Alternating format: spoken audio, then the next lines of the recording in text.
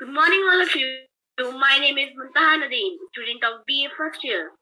Today, my topic is short-run supply curve for a PG firm and long-run supply curve for industry. Now, I am explaining short-run supply curve for a PG firm. When a firm, sir, इसके लिए हमें दो points हमें समझने पड़ेंगे, break even point and shutdown point. So I am explaining break even point. When a firm is earning normal profit, output is at the point where AR is equals to AC. This is the break even point of output. तो पहले भी हम समझ के आ चुके हैं कि जहाँ पर हमारा एवरेज रेवेन्यू इक्वल होता है एवरेज कॉस्ट के, वहाँ पे होता है हमारा ब्रेक इवन पॉइंट. हम सारी फर्म्स एंजॉय करती हैं नॉर्मल प्रॉफिट. मैंने अपने ग्राफ में शो भी करा है कि यहाँ पे AR हमारा इक्वल है AC के और ये हमारा है ब्रेक इवन पॉइंट. यहाँ पे सारी फर्म्स एंजॉय करती हैं normal profit.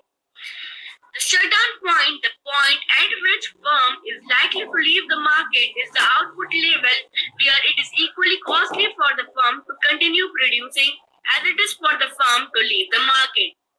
Sir shutdown point में एक एग्जांपल के थ्रू समझाऊंगी. यहाँ पर मैंने एवरेज कॉस्ट को दो पार्ट्स में डिवाइड करा है, जो होती है एवरेज फिक्स्ड कॉस्ट और एवरेज वेरिएबल कॉस्ट.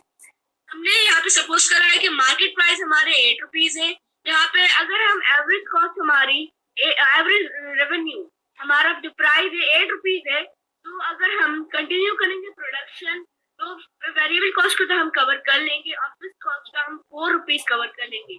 लेकिन हमें 2 रुपीज का लॉस उठाना पड़ेगा अगर हम कंटिन्यू करेंगे प्रोडक्शन. और अगर हम शट डाउन कर जाएंगे तो हमारा पूरे का पूरा फिक्स्ड कॉस्ट का लॉस उठाना पड़ेगा, वो होगा हमारा 6 रुपीज का लॉस. तो हम यहाँ पे अपना प्रोडक्शन को कंटिन्यू कर लेंगे.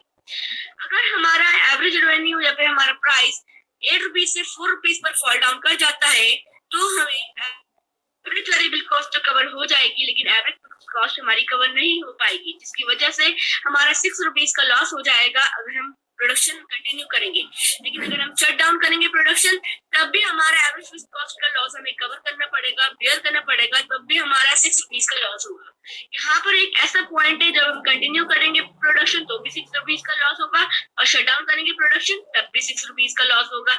ये होता है हमारा शट डाउन पॉइंट. इस पॉइंट तक हम कंटिन्यू करेंगे प्रोडक्शन, लेकिन अगर इस पॉइंट से नीचे गए तो यहाँ पे हम अपनी जो फर्म है लीव कर जाएगी मार्केट और वो प्रोडक्शन को कंटिन्यू नहीं कर पाएगी. जैसे कि मैंने एग्जाम्पल में भी शो करा है कि हमारा जो प्राइस है 4 रुपीज से 2 रुपीज का फॉल डाउन हो गया, तो यहाँ पे वो एवरेज वेरिएबल कॉस्ट तक भी कवर नहीं कर पा रहा है. तो जहां तक हमारा एवरेज वेरिएबल कॉस्ट भी कवर नहीं कर पाएगा, वहां पे फर्म जो है लीव कर जाएगी मार्केट और वो शट डाउन हो जाएगी. ये होता है हमारा शट डाउन पॉइंट, जहाँ पे हमारा प्राइस इक्वल होता है एवरेज वेरिएबल कॉस्ट के. जहां तक हमारी जो प्राइस है मार्केट प्राइस है वो कवर कर जाती है हमारे एवरेज वेरिएबल कॉस्ट को, वहां तक हमारा जो फर्म है कंटिन्यू करती है अपना production. If the firm can cover all of the variable cost and at least some of the fixed cost, then it has an incentive to remain on the market. जैसे कि मैंने अभी बताया कि अगर जब तक फर्म हमारी एवरेज वेरिएबल कॉस्ट तक को कवर कर पाएगी तब तक तो फर्म अपनी प्रोडक्शन को कंटिन्यू करेगी. लेकिन जब हमारा प्राइस ही एवरेज वेरिएबल कॉस्ट से कम हो जाएगा तब हमारी फर्म लीव कर जाएगी market. If the price falls below the average variable cost, then the firm will not cover even the variable cost and leave the market. Hence, the point where the firm must decide whether to remain on the market or leave is when AR is equals to average variable cost. This is called shutdown point. हमारी firm ये decide करेगी कि हमें रहना है market में या नहीं, उस पॉइंट पे जहाँ पे हमारा शटडाउन पॉइंट होगा. और शटडाउन पॉइंट क्या है हमारा एवरेज रेवेन्यू इक्वल होगा एवरेज वेरिएबल कॉस्ट के. यहाँ पर हमारी मार्केट प्राइस इक्वल होगी एवरेज वेरिएबल कॉस्ट के, क्योंकि यहाँ पे हमें एवरेज वेरिएबल कॉस्ट कवर कर पाएगी हमारी फर्म, तो हमारा ये होगा शटडाउन पॉइंट. और यहाँ पे अगर इसके नीचे गए तो हमारा फर्म लीव कर जाएगी मार्केट. जैसे कि मैंने अपने ग्राफ में भी शो करा है कि यहाँ पे शटडाउन पॉइंट को मैंने E1 से शो करा है. यहाँ पे मेरा AR इक्वल है ABC के. अगर हम इसके नीचे गए तो हमारी फर्म लीव कर जाएगी मार्केट. यहाँ तक फर्म जो है अपनी प्रोडक्शन को कंटिन्यू रखेगी E1 पॉइंट तक, शटडाउन पॉइंट तक, और इसके नीचे अगर प्राइस फॉल कर गया तो वो लीव कर जाएगी. Therefore, अगर हम यहाँ पे शॉर्ट रन सप्लाई कर्व की बात करें तो the PC firm supply curve the short run is thus the portion of the MC curve which is above the ABC curve. यहाँ पे अगर हम शॉर्ट रन सप्लाई कर्व की बात करें तो वो पोर्शन है MC कर्व का, मार्जिनल कॉस्ट कर्व का वो पोर्शन जो हमारा एवरेज वेरिएबल कॉस्ट से ऊपर हो। जैसे कि यहाँ पे मैंने डार्क शो करा है कि MC कर्व का वो पोर्शन मैंने डार्क पेंसिल से शो कर दिया जो हमारा एवरेज वेरिएबल कॉस्ट के ऊपर है, वो हो जाएगा हमारा short run supply curve of a PC firm. Now I am explaining long run supply curve. So long run supply curve three types के होते हैं: increasing cost industry, constant cost industry and decreasing cost industry. So I am explaining long run supply curve of an increasing cost industry. यहाँ पे मैंने एक firm का graph लिया है, एक इंडस्ट्री का ग्राफ लिया है। यहाँ पे हमारी इंडस्ट्री में actual demand actual supply intersect कर रही है E1 पॉइंट पर, इक्विलिब्रियम 1 पॉइंट पर। यहाँ पे प्राइस 1 इक्विलिब्रियम प्राइस है और क्वांटिटी 1 Q1 इक्विलिब्रियम क्वांटिटी है। जब इंडस्ट्री P1 को इक्विलिब्रियम प्राइस मान रही है तो सारी फर्म इसको फॉलो करेंगी, P1 को फॉलो करेंगी, तो हमारे फर्म की भी प्राइस हो जाएगी P1। तो जब तक प्राइस P1 हो जाएगी तो हमने पहले ही माना है कि यहाँ पे पीसी फर्म की AR इक्वल होती है MR के और इक्वल होती है P के। तो यहाँ पे नॉर्मल प्रॉफिट एंजॉय कर रही हैं सारी की सारी फर्म्स। अब हमने यहाँ पे एज्यूम करा कि suppose because of some reason the market demand increase leads to demand curve will shift towards right. यहाँ पे हमने एज्यूम करा कि किसी वजह से हमारी मार्केट डिमांड इंक्रीज कर गई। जब मार्केट डिमांड इंक्रीज कर गई तो हमारा डिमांड कर्व शिफ्ट कर जाएगा rightward from D to D1। तो जब मार्केट डिमांड इंक्रीज कर जाएगी और डिमांड कर्व शिफ्ट कर जाएगा राइटवर्ड तो हमारा न्यू इक्विलिब्रियम पॉइंट हो जाएगा E2 और न्यू इक्विलिब्रियम प्राइस हो जाएगा P2। अब सारे जब इंडस्ट्री हमारे P2 प्राइस को फॉलो कर रही है तो हमारी फर्म भी P2 प्राइस को फॉलो करेगी। जब P2 प्राइस को फॉलो करेगी तो हमने MC कर्व को थोड़ा सा एक्सटेंड कर दिया और यहाँ पे हमारा जो मार्केट प्राइस है वो ज्यादा है। सर ने पहले ही बताया था हमें कि जब हमारी कॉस्ट कम होगी मार्केट प्राइस से तो हमारी सारी की सारी फर्म्स एंजॉय करेंगी एबनॉर्मल प्रॉफिट। ये जो मैंने पोर्शन हाईलाइट करा है ये हमारा हो गया एबनॉर्मल प्रॉफिट। जाहिर सी बात है जब सारी की सारी फर्म्स एबनॉर्मल प्रॉफिट एंजॉय कर रही होंगी तो दूसरी फर्म्स अट्रैक्ट करेंगी और वो ज्वाइन करेंगी firm. If firms are making abnormal profit, that would lead to an entry of new firms in the market. जब फर्म्स abnormal profit enjoy कर रही होंगी तो दूसरी फर्म्स अट्रैक्ट करेंगी और वो एंटर कर जाएंगी हमारे मार्केट में। जब वो मार्केट में एंटर करेंगी तो increasing production level leads to increasing supply level.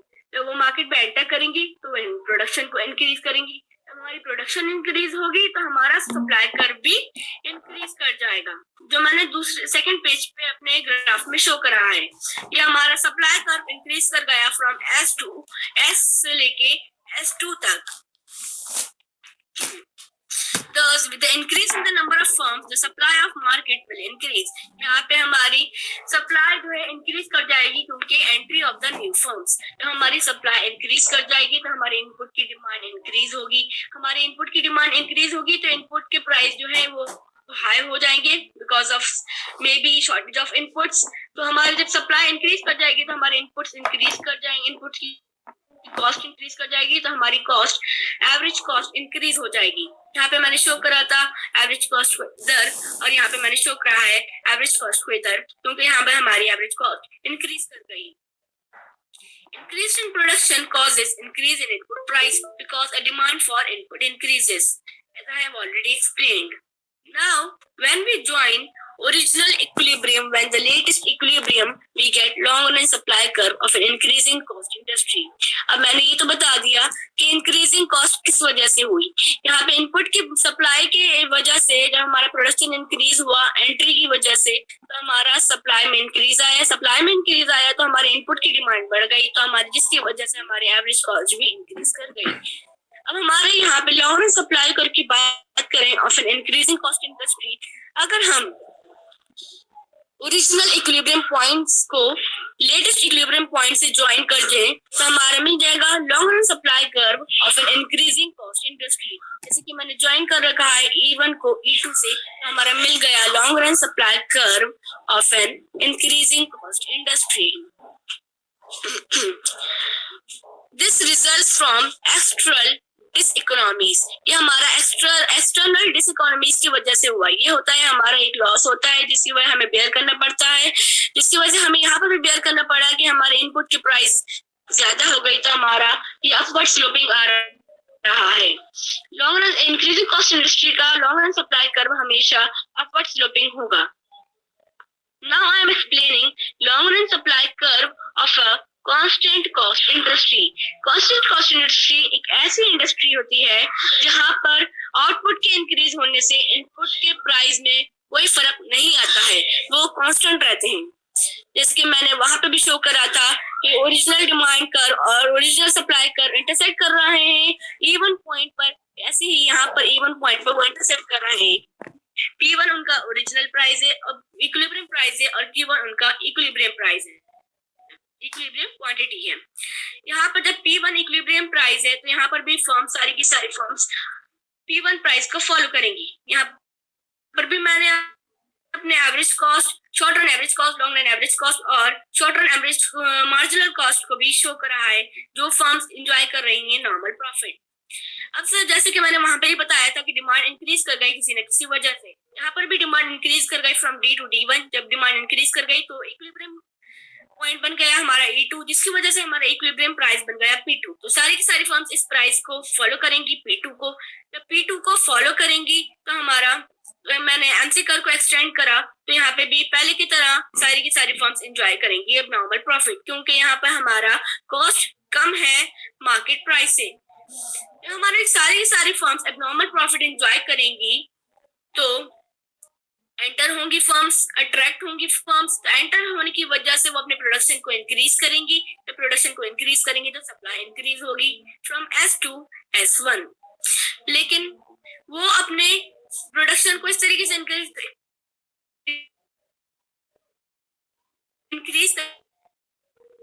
कर जाएंगी, क्योंकि ये ऐसी इंडस्ट्री है जहाँ पे आउटपुट की वजह से इनपुट पर कोई फर्क नहीं पड़ता है। तो हमारा E1 से लेके E2 तक, इस पॉइंट तक जहाँ पे मैंने शो करा है, वो अपनी सप्लाई को इंक्रीज कर जाएंगी और ये हमारा नया पॉइंट हो जाएगा इक्विलिब्रियम पॉइंट E3। यहाँ पर अगर हम लॉन्ग रन सप्लाई कर्व की बात करें short of a constant cost industry, तो हमारा, मैंने बताया था ओरिजिनल इक्विलिब्रियम पॉइंट को लेटेस्ट इक्विलिब्रियम पॉइंट से अगर हम ज्वाइन करते हैं तो हमारा मिल जाएगा long run supply curve of a constant cost industry. When changes in industry output have no effect on input price, we have a constant industry, as I have already told you. So in this case, long run supply curve must be horizontal. हाँ, इस case में हमारा long run supply curve होता है horizontal because of constant cost. As because when industry in question uses only a small portion of inputs available in the market and usable by all industries. यहाँ पे input की price नहीं बढ़ती है क्योंकि हमारे यहाँ पे inputs कम होते हैं और सभी यूज कर रहे होते हैं, और सारे के सारे एक बिल्कुल सारे के सारे इंडस्ट्रीज इसी इनपुट्स को यूज कर रही होती हैं, ना कि इनके प्राइस इंक्रीज करके वो इसकी शॉर्टेज हो जाए। Now I am explaining long run supply curve of decreasing cost industry. यहाँ पे इंडस्ट्री एक ऐसी इंडस्ट्री है जहाँ पर सप्लाई के इंक्रीज होने से, आउटपुट के इंक्रीज होने से हमारी कहीं ना कहीं हमारे जो मार्केट प्राइस है वो डिक्रीज हो जाते हैं। जैसे कि मैंने यहाँ पर भी शो करा है कि ओरिजिनल डिमांड कर ओरिजिनल सप्लाई कर इंटरसेक्ट कर रहे हैं एट E1। ये हमारा हो गया पॉइंट। यहाँ पे P1 हो गया इक्विलिब्रियम प्राइस, Q1 हो गया इक्विलिब्रियम क्वांटिटी। यहाँ पे जब P1 फर्म इंडस्ट्री फॉलो कर रही है तो हमारी फर्म भी फॉलो करेगी P1। तो हमारा, मैंने यहाँ पे short run average marginal cost, short run average cost, long run average cost को भी दिखाया। यहाँ पे हमारा MR equal AR equal AC equal AR है, वहाँ पे हमारी फर्म एंजॉय कर रही है normal profit at the point, normal profit. जब हमारी फर्म नॉर्मल प्रॉफिट एंजॉय कर रही है तो वहाँ पे मैंने एज्यूम करा था डिमांड कर्व इंक्रीज कर जाएगी। जब डिमांड कर्व इंक्रीज कर गए फ्रॉम D to T1, तो हमारा न्यू इक्विलिब्रियम पॉइंट बन गया E2 और इसकी वजह से इक्विलिब्रियम प्राइस बन गया P2। तो सारी की सारी फर्म्स यही प्राइस को फॉलो करेंगी P2 को। जब P2 को फॉलो करेंगी तो हमारा AR इक्वल MR यहाँ हो जाएगा। तो हमारा अब भी हमारा AC नीचे है AR से, तो हमारी फर्म्स एंजॉय करेंगी एबनॉर्मल प्रॉफिट। उनके एवरेज कॉस्ट हमारी लो है AR से, तो हमारे फर्म्स एंजॉय करेंगी एबनॉर्मल प्रॉफिट। तो एबनॉर्मल प्रॉफिट एंजॉय करेंगी तो फर्म्स एंटर हो जाएगी market. If entry into the industry creates a greater demand for inputs that allow those inputs to be produced through mass production techniques that is at lower cost, so long run supply curve must be downward sloping. So यहाँ पे जो entry होती है, जब जब entry होगी तो ज्यादा से ज्यादा इनपुट की डिमांड होगी। जब इनपुट की डिमांड होगी तो वो जो है मास प्रोडक्शन टेक्निक से अपने इनपुट्स की जो डिमांड है वो पूरी करेंगे। इसकी वजह से हमारी जो मार्केट प्राइस है, जो AC है हमारा, लो हो जाएगा, कम हो जाएगा, हमारी कॉस्ट डिक्रीज हो जाएगी। यहाँ पे जब हमने मार्केट वो फर्म्स एंटर हुई तो हमारा सप्लाई इंक्रीज हुई फ्रॉम S to S1, तो हमारा न्यू इक्विलिब्रियम पॉइंट बन गया E3। तो हमारी फर्म्स भी इस पॉइंट को फॉलो करेंगी P3 प्राइस को। तो यहाँ पर हमारी कॉस्ट जो है डिक्रीज हो जाएगी। हम यहाँ पे मास प्रोडक्शन टेक्निक से अपने इनपुट्स की डिमांड फॉलो कर रहे हैं, इसकी वजह से हमारी कॉस्ट जो है डिक्रीज हो जाती है। यहाँ पे मैंने लॉन्ग रन सप्लाई कर्व को, जैसे मैंने बताया, ओरिजिनल इक्विलिब्रियम पॉइंट को लेटेस्ट इक्विलिब्रियम पॉइंट से अगर ज्वाइन कर देंगे E1 पॉइंट को E3 पॉइंट से, तो हमें मिल जाएगा long run supply curve of a decreasing cost industry.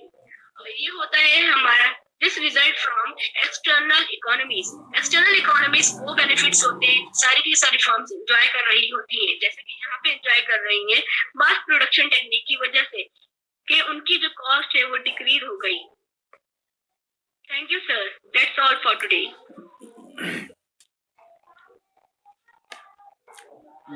Thank you बेटा मुल्ताना देवी। और बेटा हमें लग रहा है कि आपका इंटर में इकोनॉमिक्स था क्या? इंटरमीडिएट में आपका इकोनॉमिक्स था क्या बेटे? मतलब इंटरमीडिएट में आपका इकोनॉमिक्स था? अच्छा अच्छा अच्छा, हाँ भाई हम पूछ रहे थे क्योंकि वो स्क्रीन ऑफ कर लो बेटा, इसको स्टॉप स्क्रीन शेयरिंग कर लो। चलिए गुड बेटा। आपका कौन सा स्कूल था बेटा? संघ। और संघ सर में आपका कौन सा था बेटा स्कूल? अच्छा, दोनों ऐसे स्टूडेंट हैं जिनका इंटरमीडिएट में इकोनॉमिक्स है। वेरी गुड बेटा। आप लोग इकोनॉमिक्स में जो हिसाब से मेरा अपना इवैल्यूएशन है, अगर आप लोग इकोनॉमिक्स में आगे कुछ करना चाहें तो you can do a lot of things. Economics में अगर अपना करियर बनाना चाहें तो आप लोग बहुत अच्छे से अपना करियर बना सकते हैं। चलिए बेस्ट ऑफ लक। और बहुत अच्छे से रिप्रेजेंट किया, और इसको हम थोड़ा सा कुछ चीज़ें मेन पॉइंट को ब्रीफ कर देते हैं। तो सभी लोग पे अब किसी को कुछ पूछना तो नहीं है उनसे? किसी के पास कोई क्वेश्चन? ओके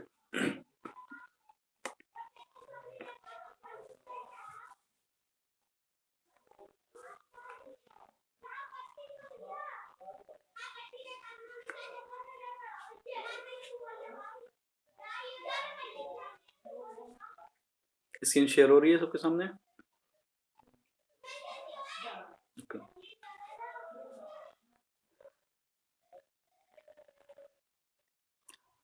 देखिए लास्ट टाइम आप लोग क्लास शायद नहीं किए थे, उस वजह से कुछ लोग उसमें क्लास में नहीं जुड़े हुए थे, तो शायद हमने एक्सप्लेन किया था लेकिन आप लोग शायद नहीं समझ पाए होंगे। देखिए इन्होंने जो पूरा अभी इक्विलिब्रियम का एनालिसिस पूरा किया और उसके बेसिस पे इन्होंने शॉर्ट रन और लॉन्ग रन कॉस्ट इंडस्ट्री को मतलब एक्सप्लेन किया। उसके पीछे तरीका क्या है कि पहले हम जब कॉस्ट की बात करते हैं, ठीक है,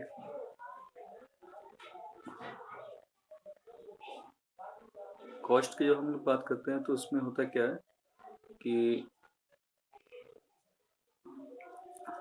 टोटल कॉस्ट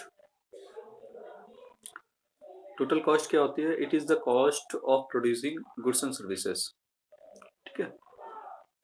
अब इस टोटल कॉस्ट में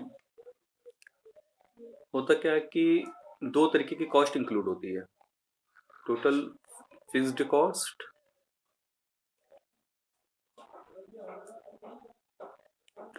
और total variable cost. Total fixed cost वो होती है जो फर्म ने एक बार अपना इन्वेस्टमेंट खर्चा कर दिया तो वो कॉस्ट उसके लिए फिक्स रहेगी। फॉर एग्जांपल, जैसे फर्म ने अपना जब प्रोडक्शन प्रोसेस स्टार्ट किया तो उसने जो मशीनरी खरीदी, हाँ, ये हो गया। फिर उसके बाद फर्म ने जो उसके पास जो लैंड है उसके लिए एक फिक्स्ड कॉस्ट है क्योंकि उसमें कोई चेंजेस होना नहीं है, इसके केवल मेंटेन करना है, मेंटेनेंस कॉस्ट अलग होती है। और इसमें एक एनालिसिस करते समय हम ये मान लेते हैं कि कोई मेंटेनेंस कॉस्ट नहीं है, लैंड हो गया, ये हो गया। तो और एनी अदर चीज़ें जो अपने आप में फिक्स्ड होती है तो हम फिक्स पोजीशन के रूप में इसको फिक्स कॉस्ट के रूप में मानते हैं, ऐसी कॉस्ट को फिक्स कॉस्ट के रूप में मानते हैं। वेरिएबल कॉस्ट वो कॉस्ट होती है जो प्रोडक्शन में इंक्रीज के साथ साथ बढ़ती चली जाती है। इसमें मतलब इसको इससे कैसे लिख सकते हैं? कुल लागत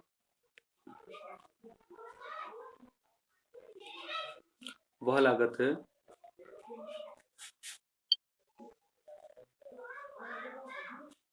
कुल लागत वह लागत है जो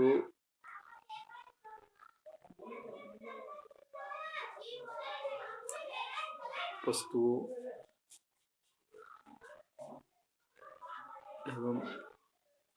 एवं सेवाओं को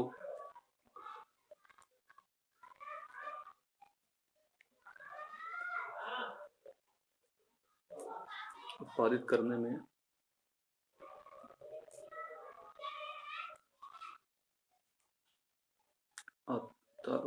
में आती है। यह कुल स्थिर लागत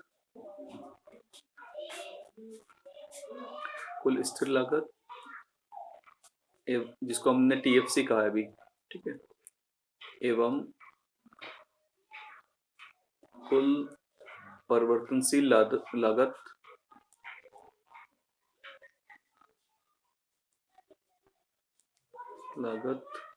टीबीसी, जिसको भी ऊपर हमने लिखा है टोटल वेरिएबल कॉस्ट, के बराबर होती है। ठीक है। अब इसके बाद टोटल फिक्स्ड कॉस्ट, अब इसको शॉर्ट में हम लिखेंगे, बार बार ये नहीं लिखेंगे। टीएफसी ये क्या होता है? कुल स्थिर लागत वह लागत होती है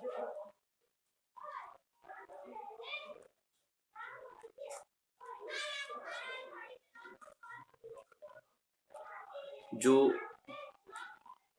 उत्पादन बढ़ने के साथ साथ उत्पादन बढ़ने के साथ साथ यहाँ पर लिख लेना, उत्पादन बढ़ने के साथ साथ नहीं बढ़ती है, मतलब जिसमें परिवर्तन नहीं होता है। इसमें हम जैसे मशीन की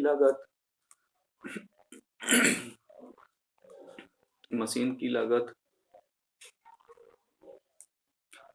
भूमि जो आपने ली है ना, इसका प्रोडक्शन बढ़ने पर टोटल फिक्स्ड कॉस्ट का मतलब प्रोडक्शन का इस पर टोटल फिक्स्ड कॉस्ट पे कोई भी असर नहीं पड़ता है। ठीक है, इत्यादि। उसके बाद टीबीसी मतलब ये परिवर्तनशील लागत क्या है? कुल परिवर्तनशील लागत वह लागत है जो उत्पादन बढ़ने के साथ साथ बढ़ती है, उत्पादन बढ़ने के साथ साथ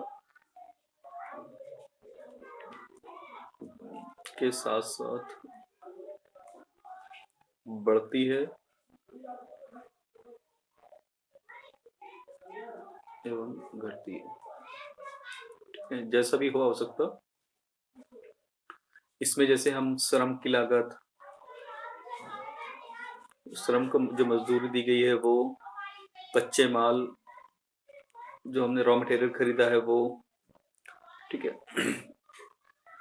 और इसके साथ साथ और अदर चीजें जो हमने चीजें ली हुई है प्रोडक्शन प्रोसेस में इस्तेमाल करने उस समय, है ना, तो वो सारी चीजें इसमें आ जाती है।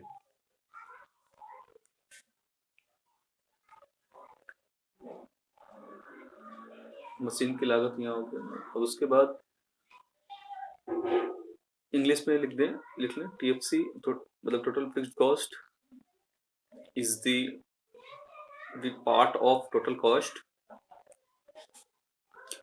the part of total cost which does not change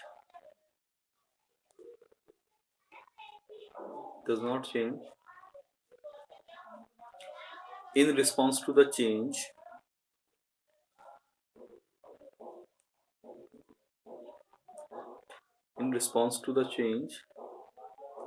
in the total production। समझ में आ गया बेटे? टोटल प्रोडक्शन में चेंज के साथ साथ तो टीएफसी ये चेंज नहीं होती है। और टीबीसी क्या है? TBC is the part of the total cost,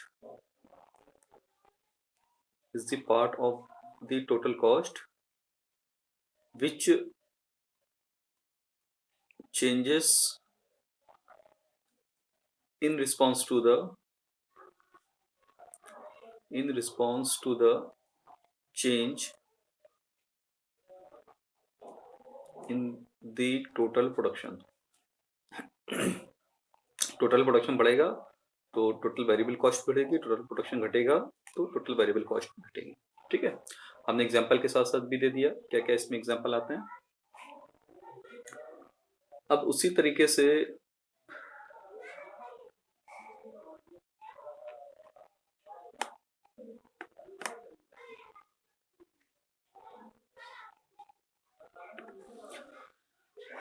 ये तो हमने बता दिया कि टोटल फिक्स्ड कॉस्ट और टोटल वेरिएबल कॉस्ट क्या होती है। अब हमें लेकिन एक्चुअली एनालिसिस करते समय हमें जरूरत होती है एवरेज वैल्यू की। ठीक है, तो एवरेज वैल्यू जानने के लिए, एवरेज वैल्यू मतलब ये होगा कि औसत के रूप में, तो हमें अब दो टर्म और जानते हैं। औसत लागत, इसको हम एवरेज कॉस्ट कहते हैं।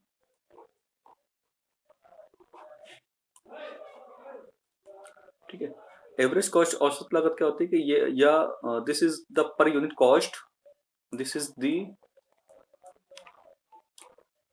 Per unit cost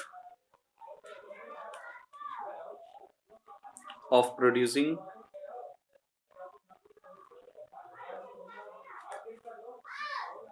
goods and services. Per unit cost का मतलब समझिए बेटे, यह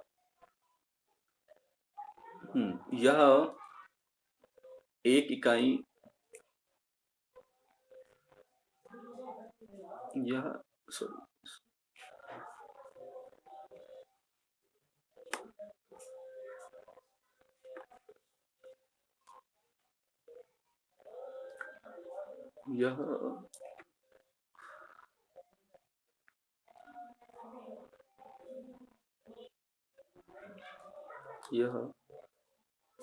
इकाई,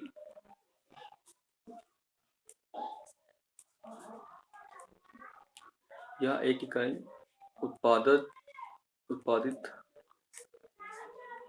करने की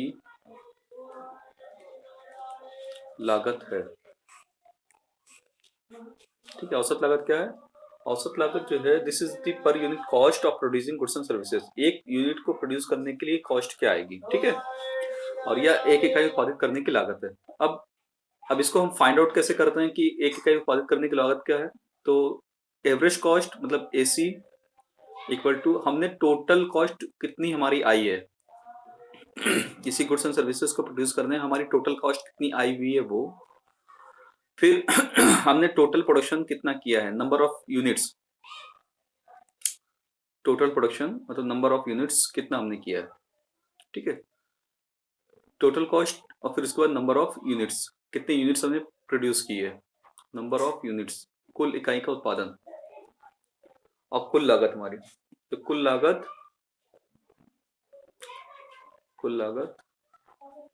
डिवाइडेड बाई कुल उत्पादन, इसको हम डिवाइड कर देंगे तो हमें औसत लागत मिल जाएगी। अब एग्जांपल के रूप में जैसे मान लीजिए कि जो है हमने 10 पेन बनाया, ठीक है, और 10 पेन बनाने की जो हमारी लागत आई मान लीजिए 120 रुपए आई, ठीक है। 10 पेन बनाने में हमने 120 रुपए टोटल खर्चे किए, उसमें कच्चे माल जो खरीद के लाए वो भी, लेबर को जो पेमेंट किया वो भी, और रेंट जो दिया वो भी, सारी चीजें को एक्सपेंडिचर मिला के हमने 120 रुपए खर्चे किए। तो हमें जानना है औसत लागत कितनी है। औसत लागत हमने वही बताया कि एक इकाई उत्पादित करने की लागत क्या है ना, तो 120 हमने खर्चे किया और 10 पेन को हमने प्रोड्यूस किया, तो इसको डिवाइड कर देंगे और हमें मिल जाएगा, मतलब एक पेन को उत्पादित करने की लागत 12 रुपए है, ठीक है। अब यहाँ पर कोई जरा ये सोच के हमें बताए, कोई जोड़ के ये बताए कि कोई भी फर्म ऐसी होगी जो 12 रुपए एक पेन को उत्पादन करने में खर्चा करे और वो इससे सस्ते दाम पे बेच दे। एनीवन? क्या कोई भी फर्म ऐसी होगी जो एक पेन को उत्पादित करने में 12 रुपए उसने खर्च किया, अब 12 रुपए खर्च करके वो इससे सस्ते दाम पे बेचना चाहेगी? नहीं बेचना चाहेगी ना। क्यों? क्योंकि क्योंकि उससे लॉस होगा, ठीक है। अब उससे इसके बाद हम एवरेज, जैसे हमने अभी क्या कहा था कि एक एवरेज कॉस्ट का एक नया स्ट्रक्चर भी हम प्रेजेंट कर देते हैं। अभी हमने टोटल कॉस्ट को हमने दो पार्ट में ऊपर बांटा था, टीएफसी प्लस टीवीसी और डिवाइडेड बाय टोटल प्रोडक्शन।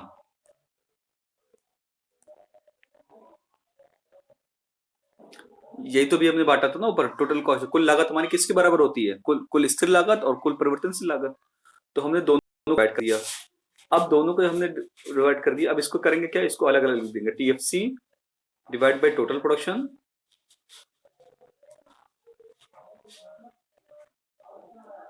मतलब इसको इस तरीके से तो लिख सकते हैं ना, plus TVC divide by total production.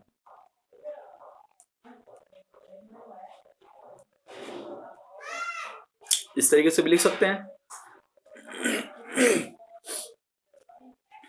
लेकिन उसके लिए हमें जानकारी क्या चाहिए, उसके लिए हमें ये चाहिए कि उसने कितना स्थिर लागत, कुल स्थिर लागत उसकी कितनी खर्च आई है ये देखना पड़ेगा। इसको फिर हमें टोटल कॉस्ट को दो पार्ट में हमें उसकी जानकारी चाहिए। तो सपोज करो उसने ये कहा कि भाई 40 रुपए मेरी टीएफसी पे खर्चा हुआ है, टोटल फिक्स्ड कॉस्ट है, और 80 रुपए मेरा जो है वो टीबीसी टोटल वेरिएबल कॉस्ट, कुल परिवर्तनशील लागत पे खर्चा हुआ है, ठीक है। तो हमें जब ये जानकारियां मिल जाएंगी उससे, तो हम करेंगे क्या कि हमने जो वैल्यू रख दी कि 40, पहले तो ये बता दे कि ये जो वैल्यू हमें मिलेगी ये कौन सी वैल्यू होगी।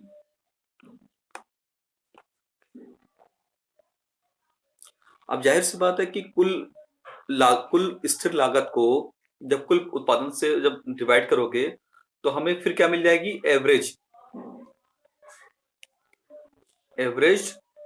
Fixed cost. कौन सी कॉस्ट मिल जाएगी, एवरेज फिक्स्ड कॉस्ट, ठीक है। और उसी तरीके से यहां कौन सी लागत हमें मिल जाएगी, एवरेज वेरिएबल कॉस्ट, ठीक है।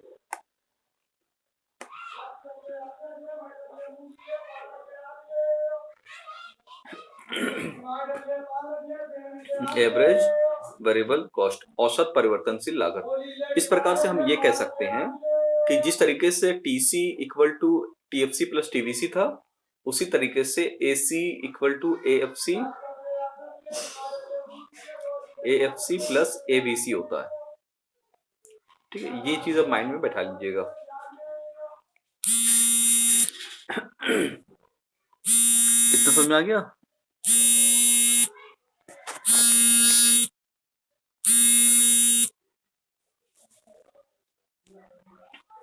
तो इसका मतलब ये हो गया कि average fixed cost, average cost is equal to average fixed cost plus average variable cost. Okay, तो ये हमें जानकारियां यहां से मिल गई। अब इसके बाद अब हमें मान लीजिए उन्होंने जानकारियां ये दे दी कि जो है उन्होंने 40 रुपए TFC खर्चा किया, 80 रुपए ये खर्चा किया, तो हम इंडिविजुअली अब जो है ये निकाल सकते हैं कि उनका फिक्स कॉस्ट कितना है और वेरिएबल कॉस्ट कितना है। ठीक है, तो सपोज करो कि 40 divide by 10 plus 80 divide by 10। इसका इसका मतलब ये हो गया कि 4 रुपए एवरेज फिक्स कॉस्ट होगी और 8 रुपए एवरेज वेरिएबल कॉस्ट होगी। ठीक है, अब इससे इससे हमें जानकारियां क्या मिलती है? देखो, इससे हमें जानकारियां मिल गई कि एवरेज कॉस्ट मतलब एक यूनिट को उत्पादित करने की लागत 12 रुपए है, उसमें से AFC कितना है, 4 रुपए है, और ABC कितना है, औसत परिवर्तनशील लागत कितना है, 8 रुपए है। ठीक है, ये चीज है। तो अब ये बताओ आप लोग कि फर्म ने जो है जो अपना जाहिर सी बात है कि फर्म अपना लागत ये 12 रुपए से कम जो है बेचना नहीं चाहेगी, लेकिन कभी कभी फर्म के सामने स्थितियां क्या आ जाती हैं कि पहले ये बता दो, इतना ये जो हमने इसको ब्रेक करके ये वैल्यू निकाली है, ये समझ में आ गया है कि नहीं सभी को? देखो, हम बार बार उसको शॉर्ट टर्म में इसलिए लिख रहे हैं कि अब इसको ऊपर फुल फॉर्म हमने एक बार लिख दिया है, तब इसको AC AFC और TFC में इसमें बार बार कंफ्यूज मत होना। ऊपर हमने फुल फॉर्म लिख दिया है, बार बार उस फुल फॉर्म लिखेंगे तो वो दिक्कत हो जाएगी। ठीक है, तो हमने अब कैसे औसत लागत और औसत फिक्स लागत और जो है औसत वेरिएबल लागत ये कैसे हमने प्राप्त किया, ये आपको पता चल गया। अब इसमें हम केवल इतना चीज बताना चाह रहे हैं, जैसे उन्होंने जब शट डाउन पॉइंट जो एक्सप्लेन किया था, हम केवल उसको इस तरीके से लाके एक्सप्लेन करना चाह रहे हैं। ठीक है बेटे, क्या किसी को पूछना है? हेलो, अच्छा, तो अब ये बेटे आज मुश्किल है हो पाए आपका, कल ही होगा प्रेजेंटेशन, आज देख लेंगे भी, हम बता देंगे। ठीक है बेटे, हम अभी देख लेंगे, अभी क्लास ओवर होने के बाद उसको देख कर हम आपको मैसेज कर देंगे। ठीक है, तो हाँ, प्रेजेंटेशन आप कल होगा, कल रेडी रहिएगा, अभी देख के बता देंगे, जो करेक्शन होगा कर लीजिएगा और फिर कल प्रेजेंट कर दीजिएगा। अब यहाँ पे जो फर्म की जो प्रति इकाई जो लागत है वो एक एक क्या हो गया, ये औसत स्थिर लागत है, ये औसत परिवर्तनशील लागत है। ठीक है, फर्म ने जब मार्केट में जाहिर सी बात है कि औसत लागत से कम अपने प्रोडक्ट को नहीं बेचना चाहिए, लेकिन कभी कभी फर्म को होता क्या है कि फर्म को बाजार में अनसर्टेनिटीज को फेस करना पड़ता है, मतलब लाभ लॉस की सिचुएशन को उनको फेस करना पड़ता है। ठीक है, हानि हानि की सिचुएशन को फेस करना पड़ता है।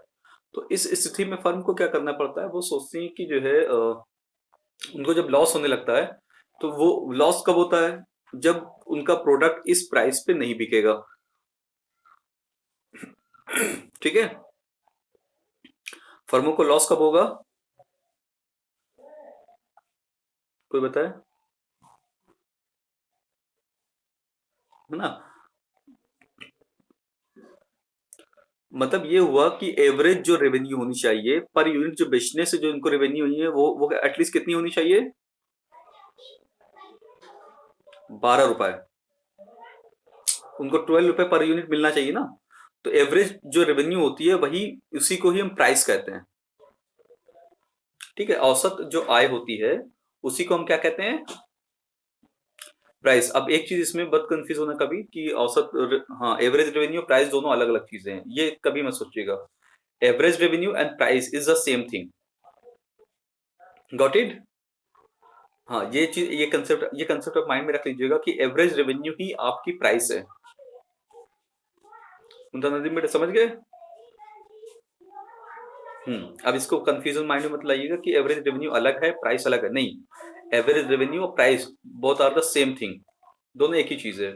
ठीक है, तो इसका मतलब अभी अब एवरेज रेवेन्यू क्या है कि per unit this is the per unit income of goods and services. Average revenue क्या है? Average revenue per unit income है या पर यूनिट रेवेन्यू है by selling the goods and services.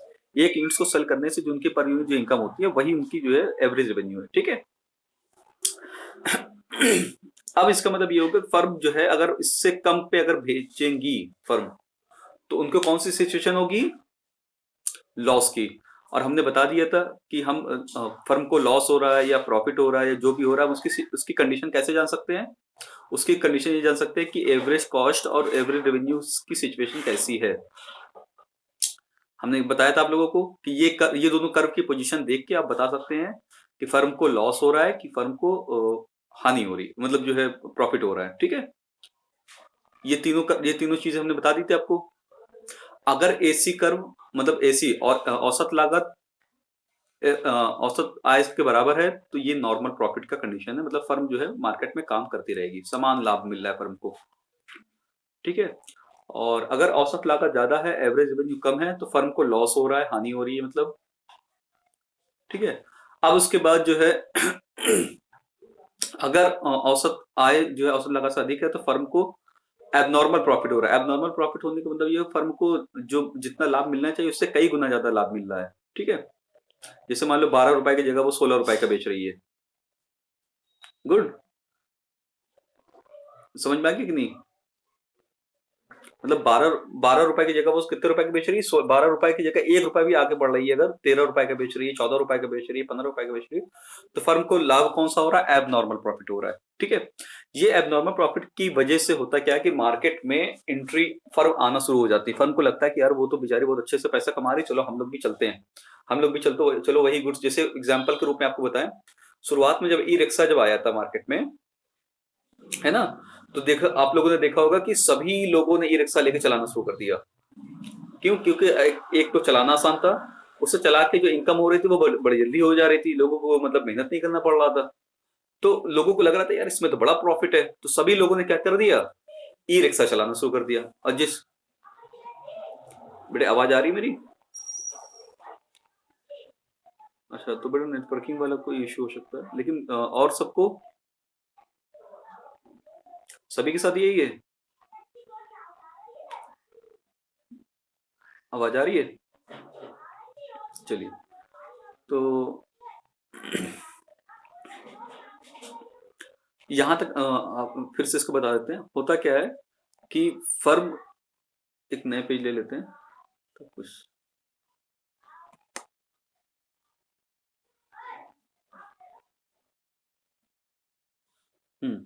तो अभी यहां तक आपको कहानी से समझ में आ गई होगी। फिर हमने आगे आपको ये बताया था कि एवरेज रेवेन्यू और एवरेज कॉस्ट की पोजीशन देखकर ही हम बता देते हैं कि फर्म को क्या हो रहा है, प्रॉफिट हो रहा है या फर्म को लॉस हो रहा है या फर्म को एबनॉर्मल प्रॉफिट हो रहा है। तो अब मुतानदी बताओ बेटा, 3 सिचुएशन हमने बताई थी। पहली सिचुएशन में क्या होगा? हम्म हाँ, ठीक है, वेरी गुड।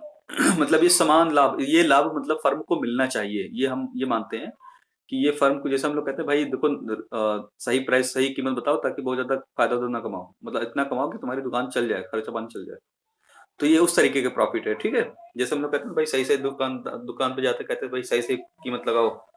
सही से कीमत लगाने का मतलब ये हुआ कि बहुत ज्यादा प्रॉफिट मत कमाओ, मतलब हल्का फुल्का अपना कमा के काम चला लो। तो ये काम चलाओ वाला प्रॉफिट है। ठीक है। दूसरा, दूसरी सिचुएशन,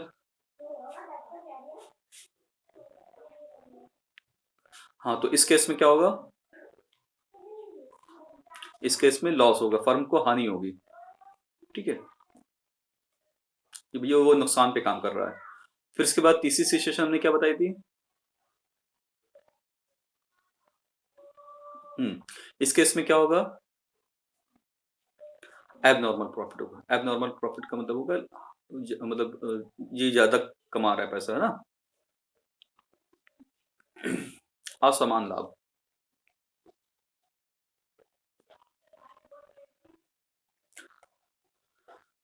ये हो गया। अब इसके बाद जैसे इसको अगर एग्जांपल भी हम लोग रख दें ऊपर, जो हमने अभी हम लोगों ने कैलकुलेट किया था कि सपोज करो फर्म को बेचने से 12 रुपए मिलता भी है और 12 रुपए भी की कॉस्ट भी है ना, तो ये तो हो गया इसका भाई, ठीक है, जितने प्रोडक्शन किया उतने में, क्योंकि प्रोडक्शन कॉस्ट में एक चीज ये ध्यान रखिएगा, प्रोडक्शन कॉस्ट में हम इस समान लाभ को भी इंक्लूड करते हैं, ये क्योंकि कॉस्ट में ऑलरेडी इंक्लूड होता है। Normal profit is the part of the cost. बात समझ आ गया? जब हम लोग टोटल कॉस्ट को कैलकुलेट करते हैं, एक चीज आप लोगों को जरा बता दें, टोटल कॉस्ट को जब हम लोग कैलकुलेट करते हैं तो टोटल कॉस्ट में हम ये मान लेते हैं TFC plus TBC plus normal profit. ये नॉर्मल जो प्रॉफिट होता है ये हम इसमें इंक्लूड करे रहते हैं। Got it? तो इस वजह से हम इसको डायरेक्टली अलग से नहीं लिखते हैं। अब इसी वजह से जब आप लोग सोच रहे होंगे बराबर है फिर भी उसको लाभ हो रहा है, ये कैसे हो गया? हाँ, तो ये इस तरीके से होता है कि कॉस्ट में profit, normal profit already included रहता है। ठीक है। अब उसके बाद दूसरा केस क्या हो गया, मान लो जो है लागत ज्यादा है। हाँ, मान लो उसने बनाया 12 रुपए का, बेच रहा है 10 रुपए की, तो यहाँ पे उसको लॉस हो रहा है क्योंकि भाई उसको लागत 12 रुपए की आई लेकिन बेचा 10 रुपए का। अब एक सिचुएशन ये हो सकता है वो 16 रुपए का बेच रहा हो और 12 रुपए में प्रोड्यूस कर रहा हो, तो यहाँ पे लॉस कितने का हुआ? 2 रुपए का। यहाँ पे प्रॉफिट, ओवर प्रॉफिट, प्रॉफिट्स के ऊपर जो प्रॉफिट होता है उसको हम लोग एबनॉर्मल प्रॉफिट कहते हैं। ठीक है, तो 4 रुपए का। तो ये हिस्सा हमारे, ये दोनों चीजों को हमें समझने की जरूरत है। ठीक है, इसको तो ये हो गया। अब इसके बाद सवाल ये उठता है कि फर्म जो इन्होंने जो एक्सप्लेन किया था शट डाउन पॉइंट को, हम केवल उसको एक्सप्लेन करना चाह रहे हैं कि फर्म जो लॉस पे जब काम करती है, लॉस पे, जैसे ये लॉस की सिचुएशन है कि नहीं लॉस की? नरेश कुमार आवाज आ रही है? हाँ, तो ये बताओ ये लॉस की, ये हानि की स्थिति है, क्यों है? इस स्थिति में फर्म को लॉस हो रहा है, ये वाली में, सेकंड वाले में हानि हो रही है। तो हानि कैसे पता चला कि हानि हो रही है? मतलब किससे लेस देन है? मतलब आपको कैसे पता चला कि फर्म को लॉस हो रहा है?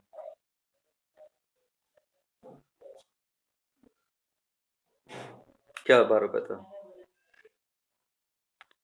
मतलब प्रति इकाई उत्पादित करने की जो लागत थी वो 12 रुपए थी, और प्रति इकाई बेचने से जो उसको इनकम मिल रही थी वो 10 रुपए मिल रही थी। जाहिर सी बात है, ज्यादा में उत्पादित कर रहा है, कम में बेच रहा है वो, तो हानि हो रही कि नहीं हो रही है? तो इसको इस तरीके से याद कर लीजिए, this is the per unit cost of producing good and per unit cost of per unit earnings, इस तरीके से कह सकते हैं, या पर यूनिट रेवेन्यू कह सकते हैं। जब पर यूनिट कॉस्ट ज्यादा हो और पर यूनिट रेवेन्यू कम हो तो वो लॉस की सिचुएशन है। ठीक है, तो अब इस स्थिति में फर्म, जो सेकंड वाली जो केस है ये, अब हम इसको उठाते हैं। ठीक है, अब सवाल ये उठता है कि ये जो हानि की स्थिति है, इस स्थिति में फर्म को क्या करना चाहिए? ये जो लॉस की सिचुएशन है भाई, लॉस की सिचुएशन में फर्म को क्या करना चाहिए? भाई चलो ठीक है, एक बार लॉस हो गया, 2 बार लॉस हो गया, 3 बार लॉस हो गया, भाई ऐसा तो है नहीं कि फर्म हमेशा लॉस को बस बियर करती रहेगी और फर्म लॉस के लिए बनी रहेगी। या अगर लॉस में भी वो काम करती रहेगी तो कौन सा ऐसा पॉइंट है कि फर्म लॉस की सिचुएशन में भी काम करती रहेगी? ठीक है, तो ये वो पॉइंट है, फर्म जब लॉस पे बेचेगी तो सवाल ये उठता है कि कितना लॉस फर्म बियर कर सकती है, किस पॉइंट तक। तो फर्म जो है वो अब ये देख, जब उसको लॉस की सिचुएशन होती है तो फर्म ये देखती है कि जो उसको आय मिल रही है बेचने से, ठीक है, वो तो जाहिर सी बात है वो औसत लागत से तो कम है, उससे तो देख लिया कि इससे तो कम मिल रहा है, मतलब उसका नॉर्मल प्रॉफिट गया, मतलब उसका क्या गया? नॉर्मल प्रॉफिट गया। अब वो एक लास्ट पॉइंट देखता है कि भाई ये जाहिर सी बात है एवरेज कॉस्ट 2 टर्म से मिलकर बना हुआ है, एएफसी प्लस एबीसी, 2 चीजों से मिलकर बना हुआ है।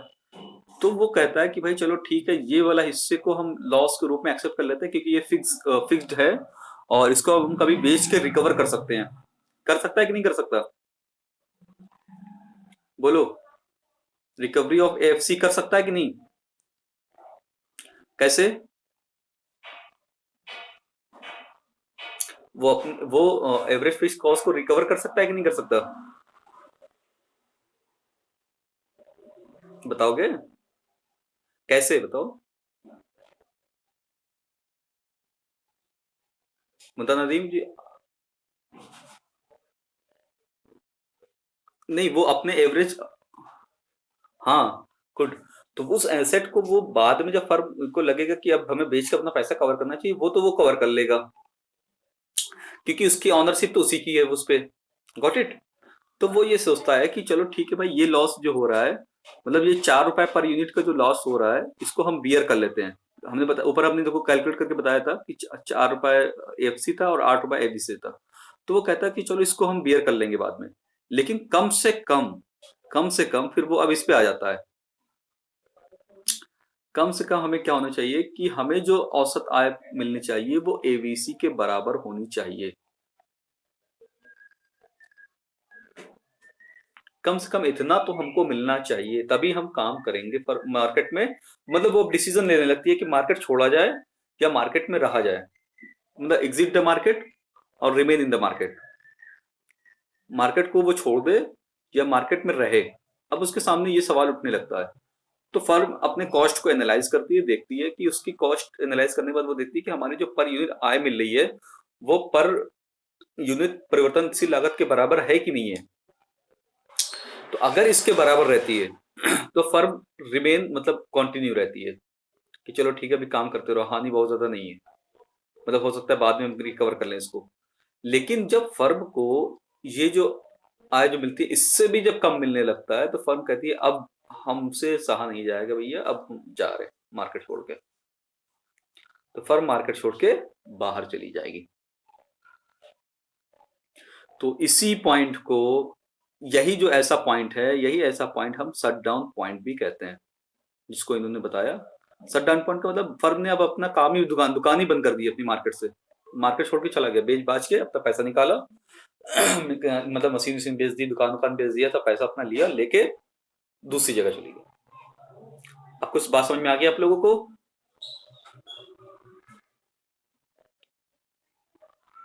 किसी को कंफ्यूजन? शट डाउन पॉइंट समझ में आ गया?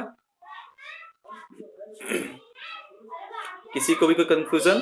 अब शट डाउन पॉइंट को कैसे एक्सप्लेन करेंगी?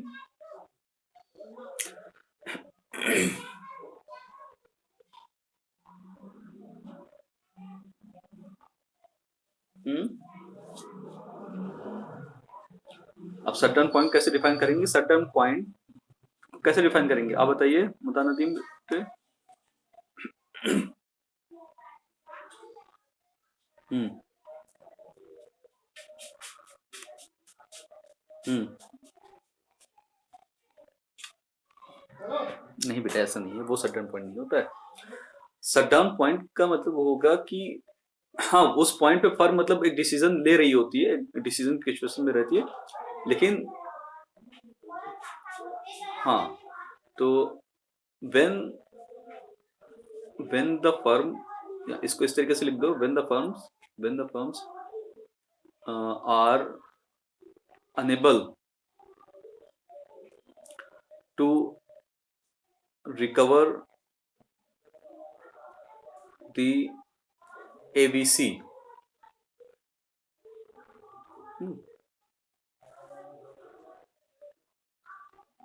Through the AR, it is the shut down point.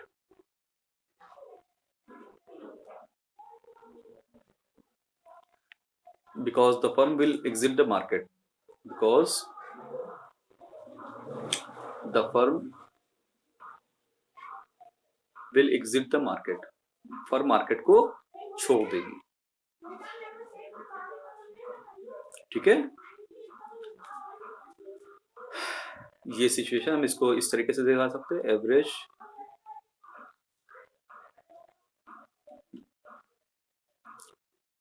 ठीक है, when the firm able to cover the ABC through the AR, मतलब प्रति इकाई आय के थ्रू जब वो उसको भी कवर ना कर पाए तो ये पॉइंट जो है शट डाउन पॉइंट कहलाता है।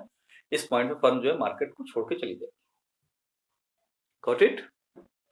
तो हमने इसको इसलिए थोड़ा डिटेल में आप लोगों को एक्सप्लेन किया ताकि आपको सारी टर्मिनोलॉजी भी क्लियर हो जाए, और प्लस शट डाउन पॉइंट ऐसा फर्म क्यों सोचती है, फर्म को ऐसे डिसीजन क्यों लेना पड़ता है, वो तो आपने ग्राफिकली इसको एक्सप्लेन किया। तो हमने इसको इस तरीके से एक्सप्लेन किया ताकि माइंड में लोगों को सवाल आ जाए कि वो कैसे, वो जो ग्राफिकल आपका एक्सप्लेनेशन था वो कैसे वर्क कर रहा था। ठीक है बेटे? तो मेरे ख्याल से ये इनसाइट्स जो हमने आपको दिया हुआ है, ये हमने जो बताया आपको, हो सकता है कि ये आपको अब हेल्प करे। और हिंदी मीडियम वाले लिख लें, जब फर्म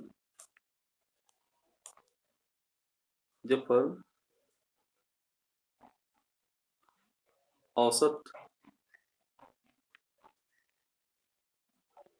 परिवर्तनशील लागत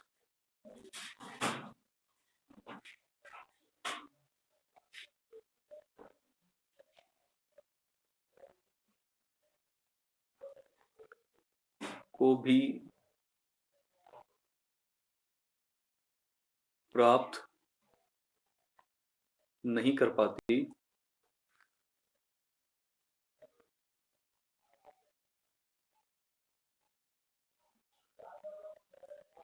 सॉरी हमने गलत लिख दिया, या यहाँ पे एक बीच में वर्ड जोड़ लो, जब फर्म प्रति इकाई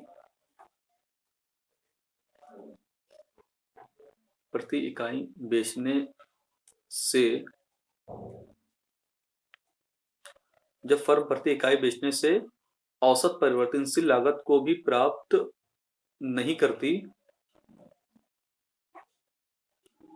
है, तो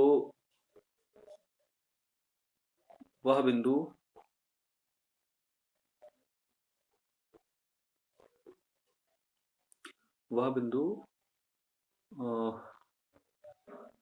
शटडाउन को हिंदी में क्या कहते हैं?